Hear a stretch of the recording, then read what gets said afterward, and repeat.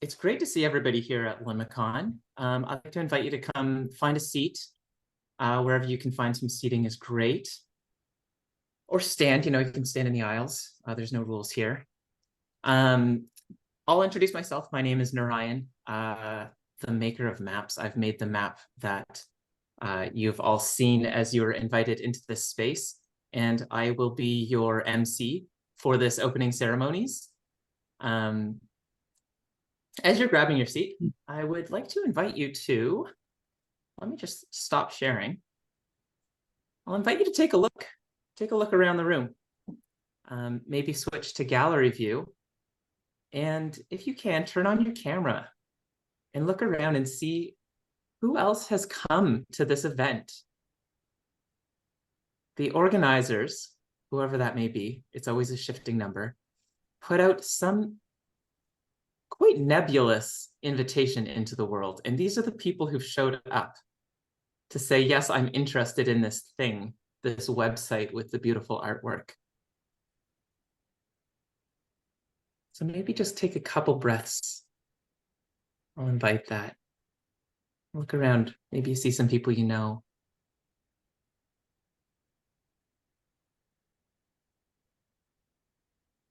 There are 80 of us here today, and I think we have somewhere over 220 people who have signed up and accepted this invitation.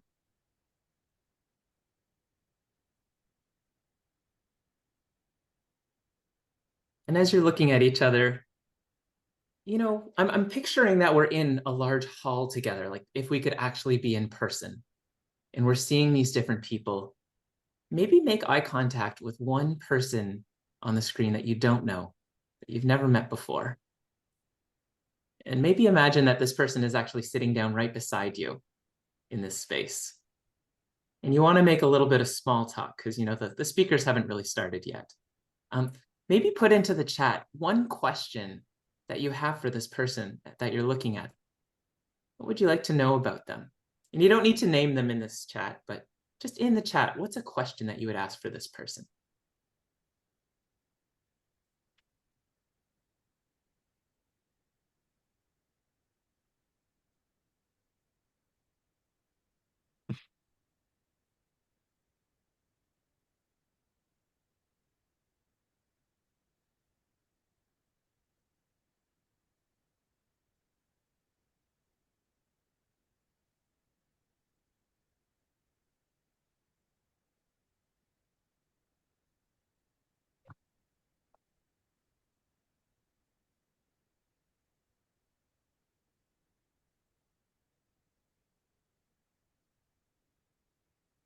And now, of course, if this was a real conversation, somebody may ask you a question back.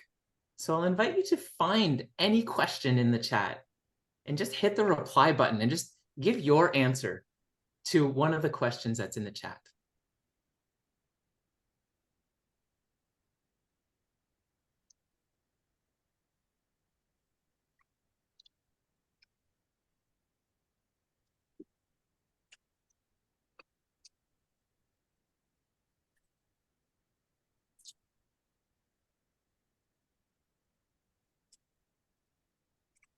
It's interesting, this virtual meeting thing. Well, without further ado, I would like to invite two of our speakers, two of our friends, two of our people who are helping us with this. That's Layman Pascal and Bruce Alderman. If you guys would come to the stage, that'd be awesome. Pass things over to you. Oh, this feels nice. Okay, before we get started, that's an interesting phrase, before we get started. Obviously, we've already started. When I say before we get started, I pre-position us in a liminal space between what we're doing and what we might really be doing. So in the gentle uncertainty of that doubled condition, before we get started, let's make a little noise.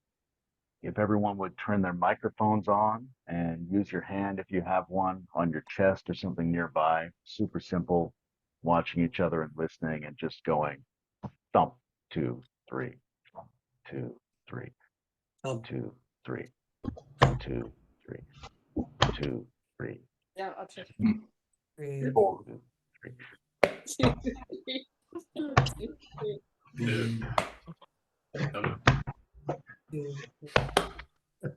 2, 3. 2, 3. 2, 3. 2, 3. 2. All right, let's do it a little bit faster.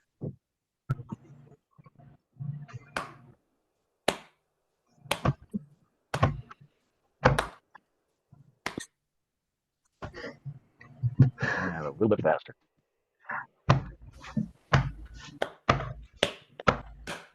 All right, that's all we need. Turn your microphones off if you got them on. And hi, welcome to Limicon 2024. Rituals, including opening rituals, are, I think, only sacred if you don't quite know what's happening and you're only half paying attention. So that's the state that I hope you're in. I'm going to speak for a few minutes to address my story, my journey here, the spirit of this community, and the nature of liminality.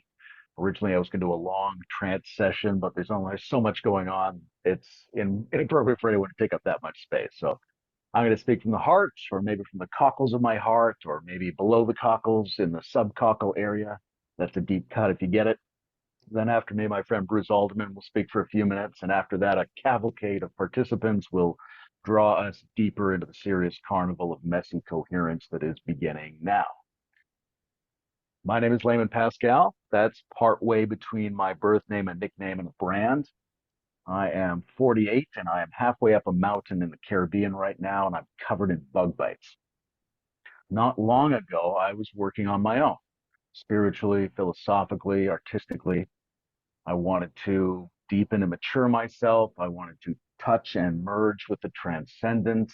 I wanted to understand the technological and political and economic world in depth. I wanted to be more present in my relationships, to love more intensely and be more capable of cultural productivity. And all of that was happening in a strange time.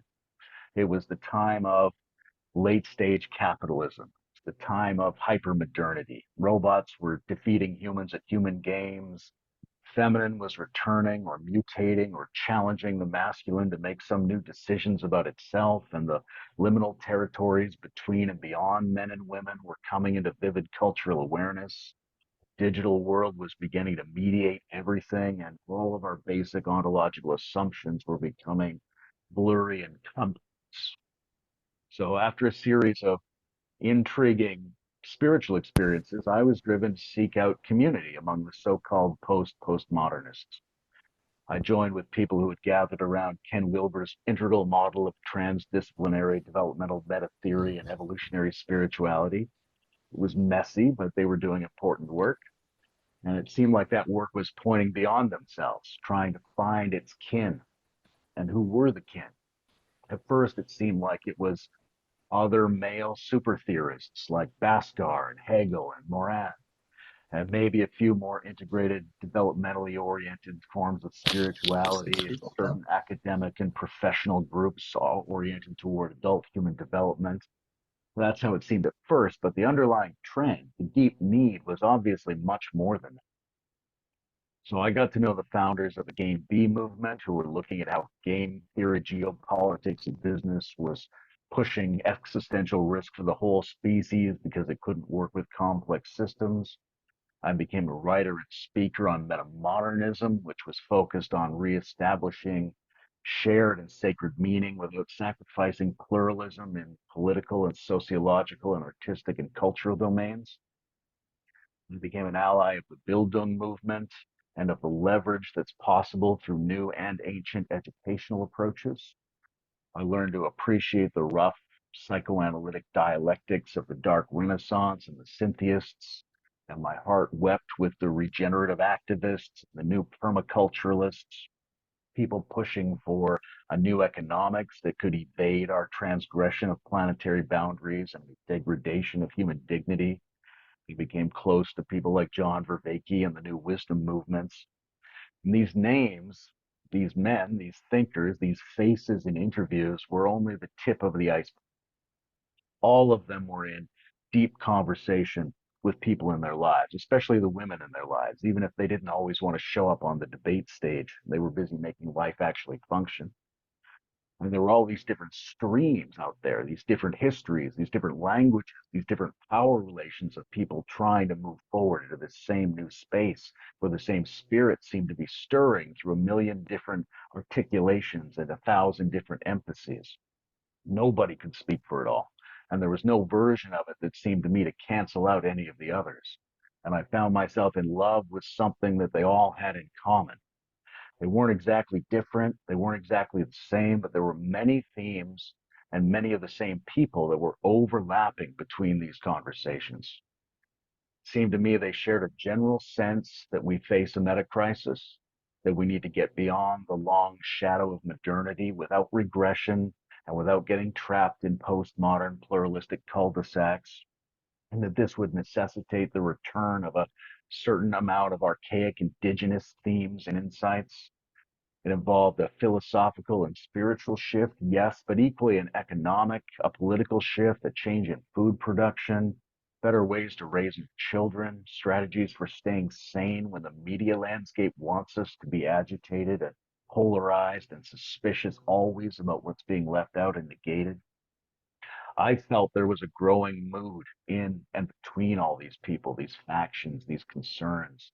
And that mood was sober but fun, refreshing, far-sighted, constantly balancing and counterbalancing, critiquing and restoring, pluralizing and integrating. I saw what I interpreted as deeply beautiful people becoming even more beautiful while trying to maximize real impact in the world in multiple different kinds of dimensions. And I had a lot of experience receiving so-called transmission from famous and not so famous spiritual teachers. And I can tell you that for me, there was something like some sort of transmission coming out of these communities, even while they constantly mutated and deconstructed themselves and struggled to get things done while also being good processing chambers for ancient and deep wounds and imbalances. There was nonetheless a fragrance of the heart that stood out to me. So it seems to me there's really something happening here.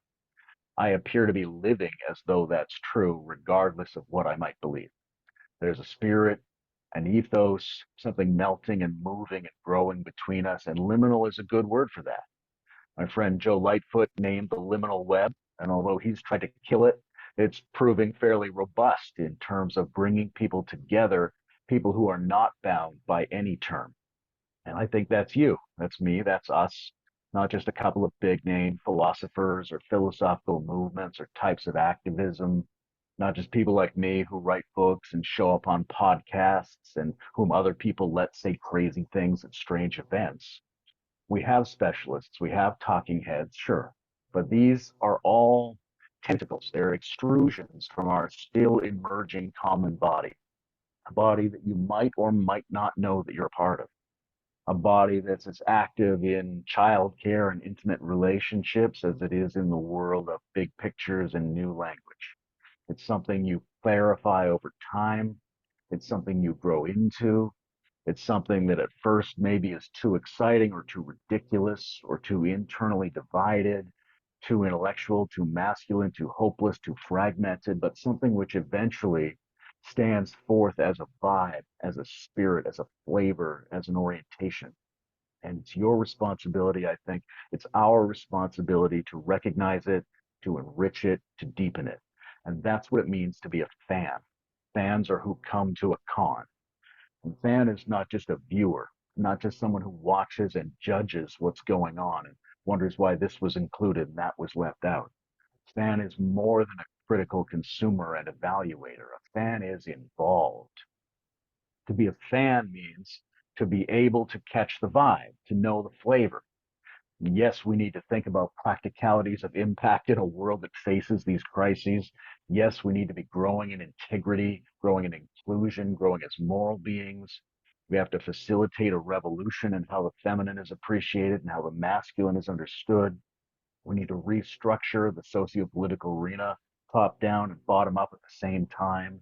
We've got to internalize critiques, build up a more rigorous immune system and infrastructure in whatever this all is.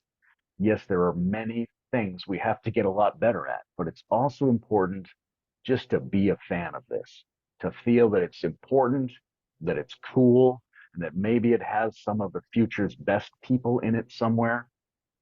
So what I want to say here at the beginning of all this is be open to being at the ground zero of a new mood, a new way of being civilized that we're figuring out together.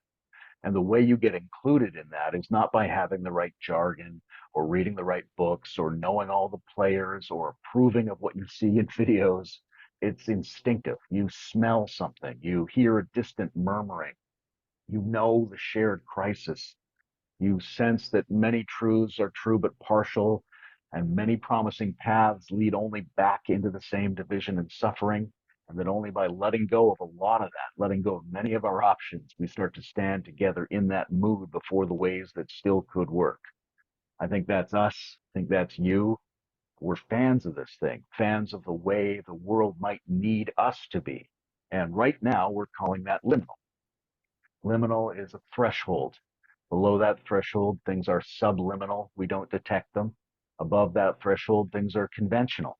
And conventional solutions tend to recreate the very problems they're trying to solve because they're embedded in the implied ideology of the way we get things done. The Tibetan Buddhists have a book called the Bardo Thodol. We call it the Tibetan Book of the Dead, but a more accurate translation would be Speaking Transcendence into the Liminal Realms. Bardo Thodol. Bardo is a place between, it's a liminal space, the corridor, the time between worlds, the empty lot between two buildings, the half-open window, the space between the two hemispheres of your brain, whatever circulates between the head and heart, the ambiguity between what you think you know and what you actually do. So these are places that are sort of connecting and separating, sort of real and sort of imaginary, places where the bridge people go, places between our thoughts, the intermediating context between multiple perspectives. And if there is a meta truth or an integrative world space, or just some chance of a coherent pluralism where different values and cognitive styles are complementary rather than incommensurable, that will only be discovered and explored in the places between and around the other positions. So maybe you are like the shaman at the edge of the village, or maybe you are like the diplomat who tries to bring peace by taking that risk of empathizing with groups who hate each other. Maybe you're like the wise woman who feels hidden purposes between and beyond ordinary claims and gestures. Maybe you're a builder of infrastructure. Maybe you're a shapeshifter. Maybe you're a surrealist who sees strange juxtapositions revealing new possibilities. Or maybe you're just that weed that's somehow still surviving in the cracks of modernity's pavement. All of these, all of you are welcome here. I think we are fans of yours. We are the interperspectival, transcultural, multimodal, still unfolding thing. And that's a mouthful. It's too much to say. So for now, we're just going to say that we're liminal. And this month, as an experiment, as an opportunity, we put on the costume of being a liminalist or a liminalite, and we play with each other. We're here to discover something, to get better at something, to feel our way forward, not primarily in our minds, though many people here have excellent minds, but in our bones, to know this with our muscles, to see if this mycelium will take root in our soil. My opinion is there's a power here if we can find it. There's a way. There's a response to the world moment that's emerging. It's a terrifying and a strange moment, sure, but it's the moment we were born for. Us and our children were born for the meta crisis. No one else, us. And we're capable of it simply because we are the ones who are here. We are the inhabitants of whatever is opening between the worlds. So let's get to know that better and let's get to know each other. Amen. Bruce? What he said. Happy to be here with all of you. And yeah, thank you for that really warm, inspiring beat poet tour. I think somebody was saying that we needed a beat behind your voice. And we do.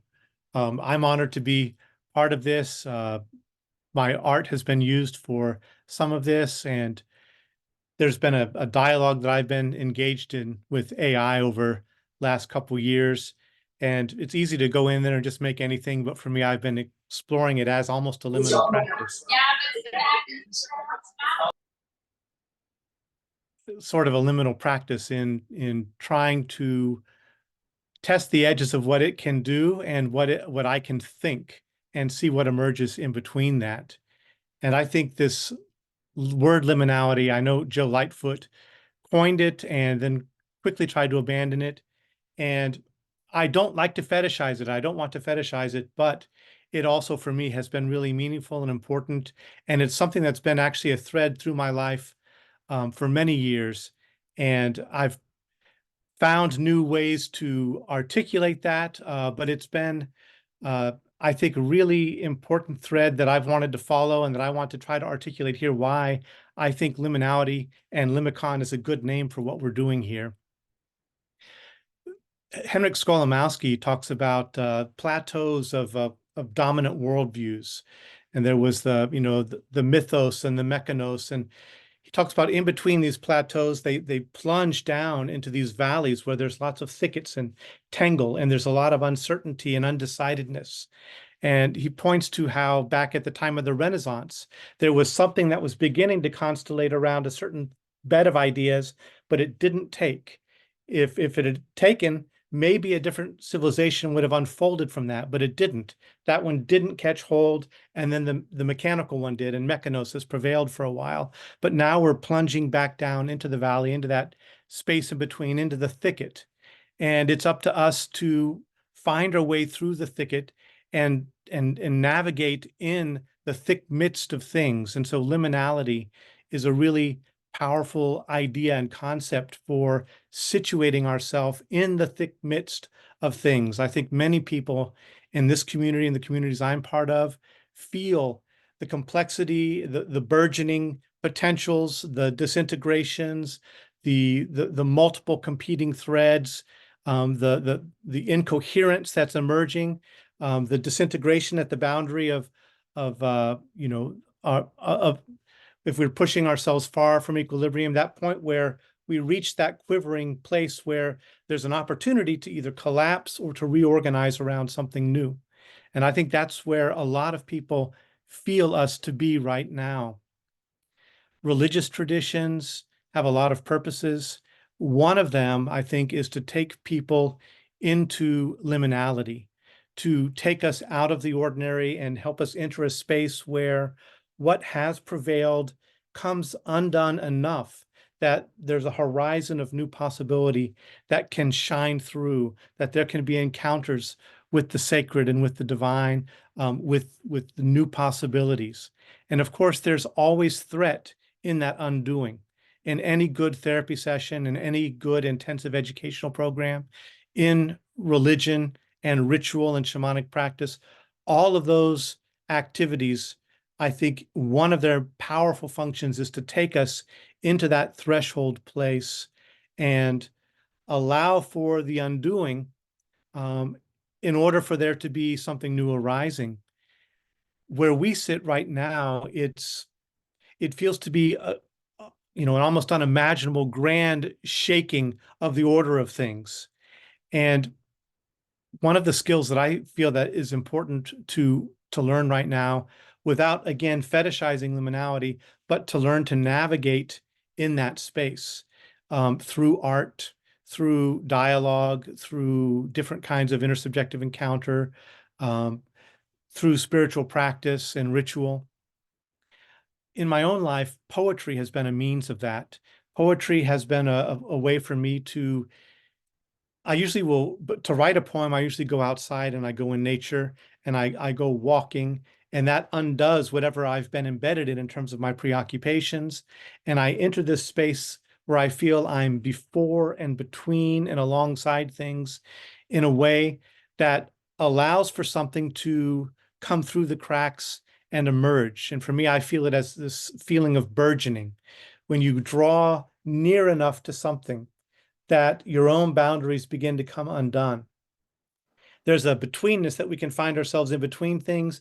And there's also a kind of drawing near to things, a practice of intimacy with things. Deleuze taught us this, and even Kama Sutra taught us this. When we draw near enough to things, our boundaries come undone in a way that allow for potentiation of something new. And so for me, poetry has been really that lifelong liminal practice of, for me, it's a kind of uh, uh, erotic edge work in the service of the cultivation of intimacy with being. That's what I see liminal practice as, poetry, different kinds of art forms. So I had a couple things I wanted to share here. One, Layman recounted some of his background, and we're going to go over in a session at the end of this month, where we're looking at one of our joint projects, which is the Integral Stage podcast. And so I'll have a chance to go over some of my history there. But one thing I wanted to bring in is, we're co-writing a book, and one of the themes that's been important for me in my own work, I have something I call integral grammatology, and I've been looking at how different parts of speech inform our fundamental ways of holding and relating to the world and participating in the world. And so often we've emphasized nouns and things, or maybe verbs and processes and action, but we've not very well attended to prepositions and adverbs.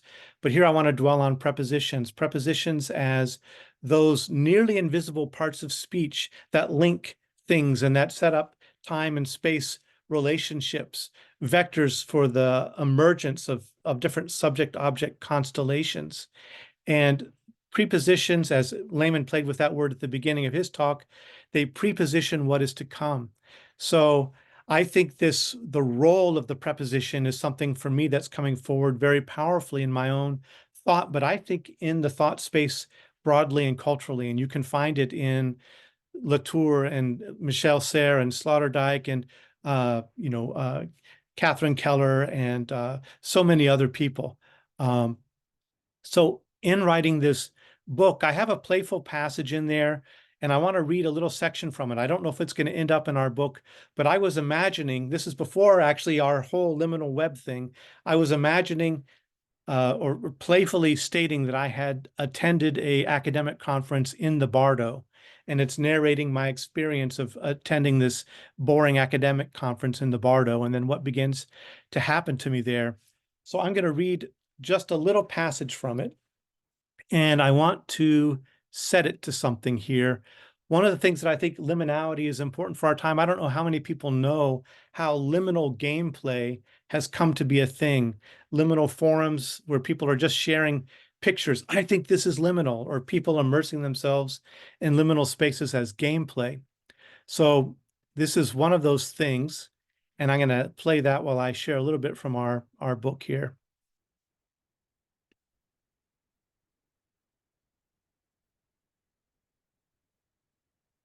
So in this conference, I'd been attending it and getting bored, and I suddenly noticed the walls becoming transparent a little bit, like this image behind me. And I got up and I just walked out of the talk. I think it was Levi Bryant giving a lecture on object-oriented philosophy. And I got up and walked out and was worried about offending him, but I just couldn't sit there any longer. So I headed out into the hallways. And I walked distractedly along the wavy gravy hallway until my attention was caught by faint voices coming through a cracked door. I paused and pushed it ajar. It seemed to open into a narrow service corridor, running behind and between the more lavish conference center chambers. Two soft, accented voices rose from the far end of it, and I made my way in, lured by their melody. At the end of the passage, a stairway led down to a basement room. At its center, on simple wooden chairs, sat two elderly French gentlemen deep in conversation. The frisson of their easy co-presence electrified me. I tried to make myself unobtrusive, relieved that in the Bardo, language barriers apparently were not absolute, because somehow I was able to follow them without following them, as Bruno Latour animatedly coaxed Michel Serres to share more and more about his method and the hermetic art of his philosophy. Is there a meta-language behind his boundary-crossing elusive play? Behind the wandering, exotic, as in Exodus-like movements of his work? Not so much a meta-language, he says, as crossroad words or a meso grammar. And here he begins to opine on the special place of the preposition in his thought, beyond the well-trod territories of the noun or verb. Prepositions. What better name for those relations that precede any position? Sayre exclaims. Instead of creating an abstraction based on substantives, that is, on concepts or verbs, or even from adverbs or adjectives modifying the substantive or the verb, I abstract toward, by, for, from, and so on, down the list of prepositions. I follow them the way one follows a direction. One takes it and then abandons it. It's as though the wise grammarian who named them prepositions knew that they preceded any possible position. Once I have worked out the maritime map of these spaces and times that precede any thesis, meaning any position, I can die. I will have done my work. I believe I lingered in the room over an hour, slipping out only when they began singing a duet of Trenet's La Mer. But I had found what I needed in the first few minutes of their talk. Sayre not only affirmed the existence and viability of multiple grammatico-philosophical pathways, he highlighted especially the hermetic power and integrative potential of the preposition among them. After this meeting, I found the spell of the conference had broken. I didn't stay to read my paper or listen to any other presentations. I had glimpsed an enchanting new topology, and I was eager to explore it.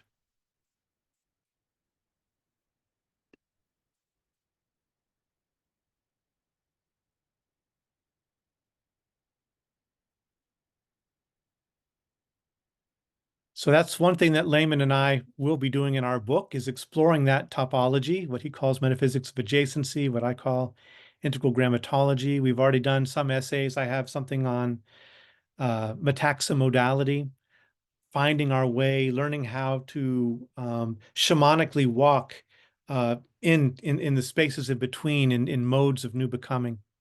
And Layman has an essay on metaphemes, those concepts that allow us to bring together things like space and time and new forms of relationship that are generative. So the last thing I wanted to do here is just share a couple words of some poems. I came out with a little book called Liminal Verses a few months ago, and so I want to share a couple poems as invocations for entering this space around themes of death and transition and becoming, of holding on to and letting go. These are all short little things for your mercy here. First is Transient Song. Sudden sunlight turning in the head. I'd claim these feet beneath me, though all else is dead. All hope and doubt asunder in the sun sudden streaming. But these feet aren't mine, nor this settling light in the evening turning red.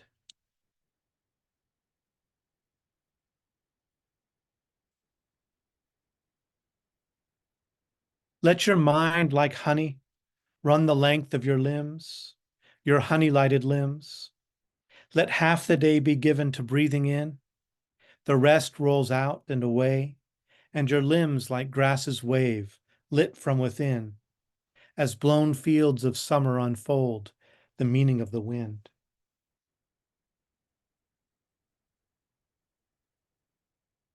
This last one, I'll tell a little story for it before I read it. There's, if any of you have been to Sedona, you see there's a beautiful red rock country all around and a lot of beautiful trails to go out to different vortexes. It's been overrun and commercialized now. I lived there back in the 80s, and it was quite different back then.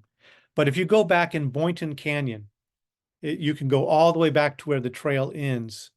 And a friend and I discovered if you scale up the cliff wall and then head back further, it gets into some really beautiful areas with some Indian ruins that are not on maps.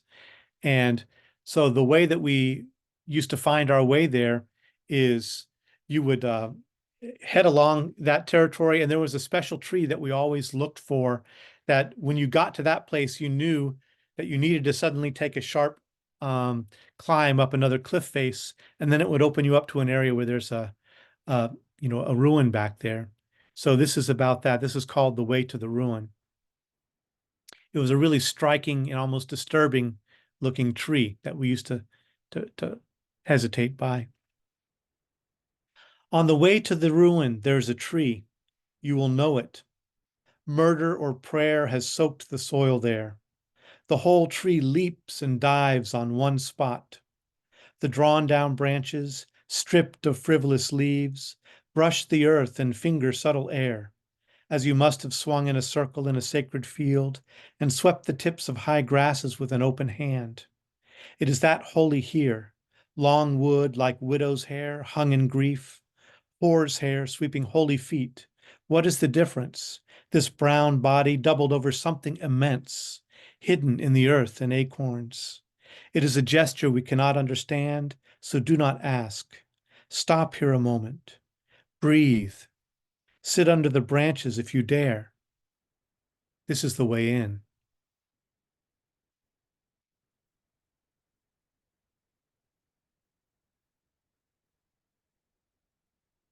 So I'd like to just say I'm happy to be here with you. And as we stand here at the threshold of Limicon, I would like to invite all of us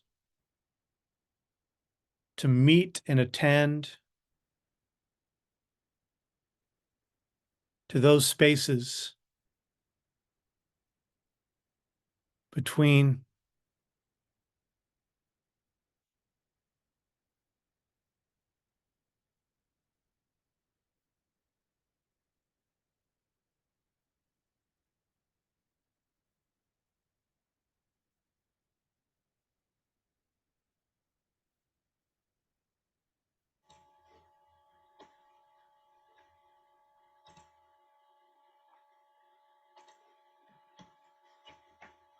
Thank you so much, Bruce and Layman.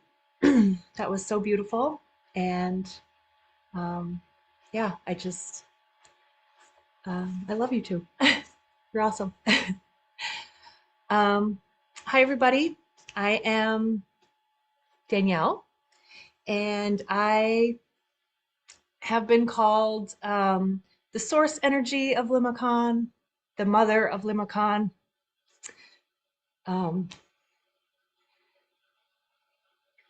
Somebody once said, I'm the person who kept talking about Limicon when nobody else was talking about it. I carried the ember to this place, and I'm just really overwhelmed by all the faces in this room. And by this community. A little bit about my journey here is I was first kind of introduced in liminal type or integral spaces. When I was in grad school, I had some spiritual awakenings and came up with my own unified theory of psychology and started telling everybody that money was fake and, all the things that come with that. And so was trying to find a place in this world and entered through some Facebook groups on Integral. And I wasn't quite in a space yet where I wanted to engage. And then the liminal web formed. And I heard a podcast about with Greg Heinriquez and Brandon Norgard, and they were talking about how do we scale these ideas that we're talking about here. And I said, I have some ideas about that. So I talked about my theory with a few people. And then one day I was on Facebook and I saw something for a meta-modern spirituality retreat. And something in me said, I need to go there. And I didn't know what it was. And I didn't really know the people that were going to be there. But I drove halfway across the country and I showed up at the meta-modern spirituality retreat. And I met some people. And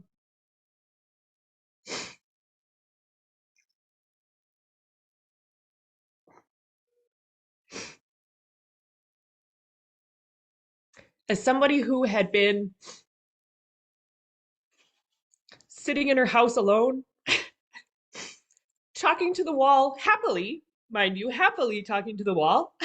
I was okay with my own company. It was really nice to find other people who I could tell my theory to. You know, I ran out at the end of the retreat and I got my board because I make boards of things, and I brought it in, and Layman and Bruce and I think Tom Murray was there, just kind of sat on the couch, and I got to tell them my theory. And they kind of got it. Like they weren't like, I have no idea what you're talking about. And I just, I don't know, just it felt right. And the people I met there were just awesome. And so I was hooked, and then I started digging deeper into this space and ended up for some reason on a guest list to Emerge Austin, and was ignited. My passion then was ignited with this idea of field building. And I really came alive with Jonathan Rouson's call to action about how we build a field of all these diverse people kind of working on this same project. And so for the last year and a half, I've been learning about what that looks like. I've been studying the field. I've been learning about what it takes to cohere a field and build a field. And while I've been doing that, I've been surrounded by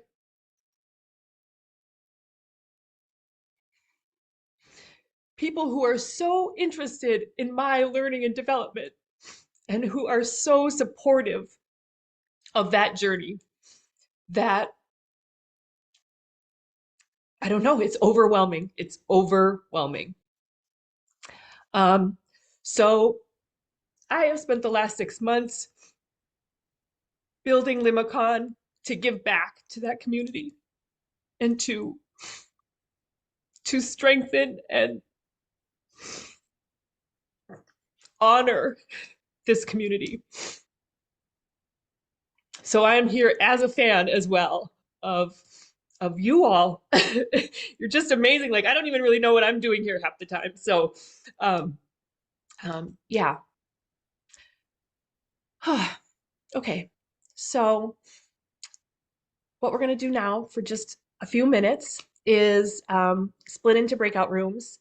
And we want you to share in your breakout rooms just a little bit about your reason for being at Limicon. Like, what's your how I got here story to Limicon? And everybody can just take a couple of minutes to share that. And then we'll come back and I will share more about the question that people keep asking everywhere: what is Limicon? So yeah, I'll see you in a minute from your breakout rooms.